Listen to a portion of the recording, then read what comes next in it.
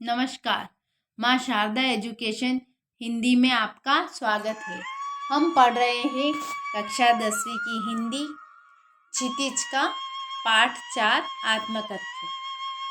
पाठ 4 आत्मकथ्य पढ़ने से पहले हम उसके रचयिता जयशंकर प्रसाद का जीवन परिचय पढ़ेंगे। इससे पहले हम क्षितिज के तीनों पाठ की व्याख्या और प्रश्न उत्तर पढ़ चुके हैं।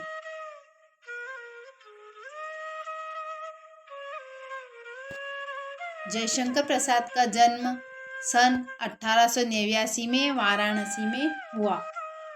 काशी के प्रसिद्ध क्वींस कॉलेज में वे पढ़ने गए, परंतु स्थितियां अनुकूल न होने के कारण 8वीं से आगे नहीं पढ़ पाए।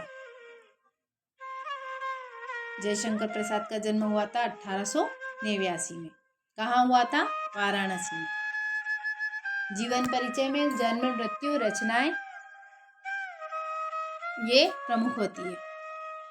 तो जन्म है 1889, जन्म हुआ वाराणसी, और ये वाराणसी के काशी के प्रसिद्ध क्वींस कॉलेज में पढ़ने भी गए थे, लेकिन परिस्थितियां इनके जीवन की परिस्थितियां अनुकूल नहीं होने के कारण ये 8वीं से आगे नहीं पढ़ पाए। बाद में घर पर ही संस्कृत, हिंदी, फारसी का अध्ययन किया। घर पर ही शिक्षक बुलाकर घर पर ही इन्होंने संस्कृत, हिंदी और फारसी की तैयारी करी, पढ़ाई करी। छायावादी काव्य प्रवृत्ति के प्रमुख कवियों में से एक जयशंकर प्रसाद का सन 1937 में निधन हो गया। छायावादी प्रवृत्ति में जो प्रमुख कवि 4 कवि बताए गए हैं, उनमें से सबसे प्रमुख जयशंकर प्रसाद भी है। जयशंकर प्रसाद को छायावाद का आधार स्तंभ भी कहा जाता है। तो इनका जन्म हुआ था 1889 में और मृत्यु हुई 1937 में। उनकी प्रमुख काव्य कृतियां हैं चित्राधार, कानन कुसुम, झरना, आंसू, लहर और कामायनी। काव्य कृतियां मतलब कविता में जो लिखी गई है वो है चित्राधार, कानन कुसुम, झरना, आंसू, लहर और कामायनी। आधुनिक हिंदी की श्रेष्ठतम काव्य कृति माने जाने वाली कामायनी पर उन्हें मंगला प्रसाद पारितोषिक दिया गया। यह प्रश्न पूछा जाता है कि प्रसाद जी को कामायनी पर कौन सा पुरस्कार मिला, कौन सा पारितोषिक दिया गया? तो मंगला प्रसाद पारितोषिक दिया गया। वे कवि के साथ साथ सफल गद्यकार भी थे। उन्होंने कविता के साथ साथ गद्य में मतलब गद्यकार भी थे, कहानी और उपन्यास भी लिखे हैं। अजातशत्रु, चंद्रगुप्त, स्कंदगुप्त, ध्रुव स्वामिनी उनके नाटक हैं। तो कंकाल, तितली और इरावती उपन्यास है। आकाशदीप, आंधी और इंद्रजाल उनके प्रमुख कहानी संग्रह हैं। तो प्रसाद जी ने काव्य कृतियाँ, कविताएं लिखी हैं और उन्होंने उपन्यास भी लिखे, उन्होंने नाटक लिखे हैं, उपन्यास लिखे हैं और कहानियाँ भी लिखी हैं। इसमें सब प्रमुख दिए हुए हैं। प्रमुख नाटक है अजातशत्रु, चंद्रगुप्त, स्कंदगुप्त और ध्रुव स्वामिनी, इनके प्रमुख नाटक हैं। कंकाल, तितली और इरावती इनके प्रमुख उपन्यास हैं। आकाशदीप, आंधी और इंद्रजाल इनके कहानी संग्रह है।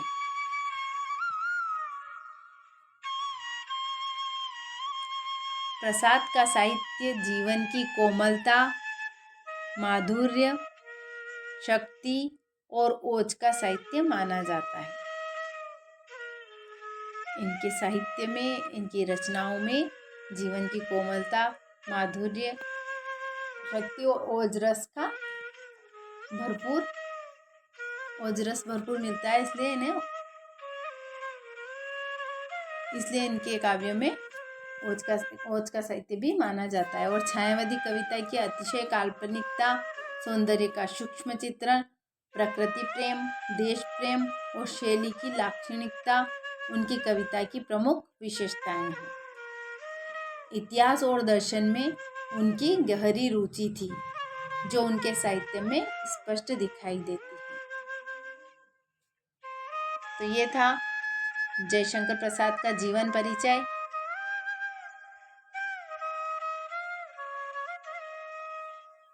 इसके बाद दे रखा है जो इनकी रचनाएं आत्मकथ्य, उसके बारे में यहाँ कुछ दिया हुआ है, वो हम पढ़ेंगे। उसके बाद पाठ शुरू करेंगे। तो प्रेमचंद्र के संपादन में हंस पत्रिका का एक आत्मकथा विशेषांक निकलना तय हुआ। प्रसाद जी के मित्रों ने आग्रह किया कि वे भी आत्मकथा लिखें। प्रसाद जी इससे सहमत न थे। इसी असहमति के तर्क से पैदा हुई कविता है आत्मकथ्य। यह कविता पहली बार 1932 में हंस के आत्मकथा विशेषांक में प्रकाशित हुई थी। छायावादी शैली में लिखी गई इस कविता में जयशंकर प्रसाद ने जीवन के यथार्थ एवं अभाव पक्ष की मार्मिक अभिव्यक्ति की है। छायावादी सूक्ष्मता के अनुरूप ही अपने मनोभावों को अभिव्यक्त करने के लिए जयशंकर प्रसाद ने ललित, सुंदर एवं नवीन शब्दों और बिंबों का प्रयोग किया है। इन्हीं शब्दों एवं बिंबों के सहारे उन्होंने बताया है कि उनके जीवन की कथा एक सामान्य व्यक्ति के जीवन की कथा है। इसमें ऐसा कुछ भी नहीं जिसे महान और रोचक मानकर लोग वाह वाह करेंगे। कुल मिलाकर इस कविता में एक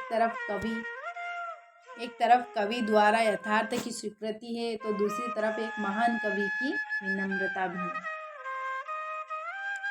इसमें बताया गया है कि जब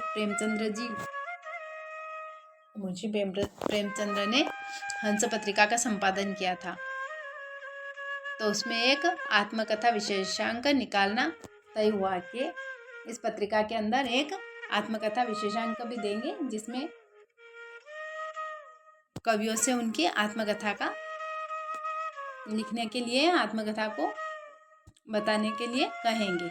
तो जयशंकर प्रसाद के मित्रों ने भी जयशंकर प्रसाद को कहा कि आप भी अपनी आत्मकथा लिखिए और वो हम प्रेमचंद्र जी के हंस पत्रिका में छपवाएंगे। तो प्रसाद जी ने इससे सहमत नहीं हुए। प्रसाद जी ने कहा कि मुझे ऐसा आत्मकथा नहीं लिखनी, और इसी असहमति से उन्होंने असहमति करी, लेकिन इसी असहमति से यह तर्क पैदा हुई है यह आत्मकथा।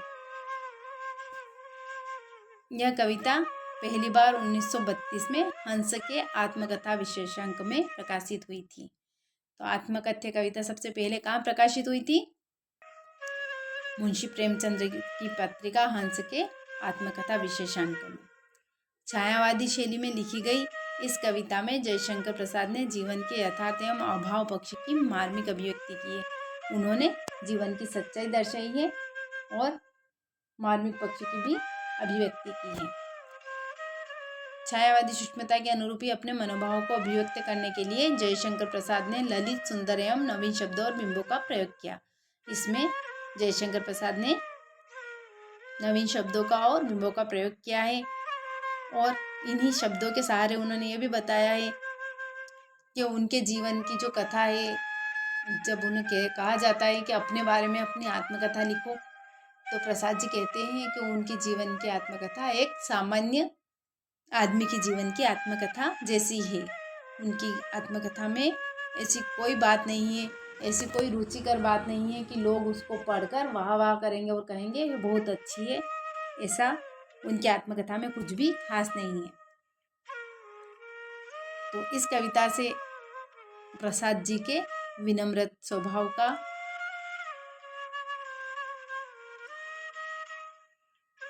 परिचय होता है, और कवि ने इस कविता में यथार्थ को स्वीकार किया है, सच्चाई को स्वीकार किया है। तो यह आत्मकथ्य के कवि जयशंकर प्रसाद का जीवन परिचय, और उनकी हम जो पढ़ेंगे आत्मकथ्य कविता, उसके बारे में बताया गया है विशेषांक। आपको यह वीडियो कैसी लगी कमेंट्स करके बताएं। वीडियो को लाइक और शेयर करें और चैनल को सब्सक्राइब करें। धन्यवाद।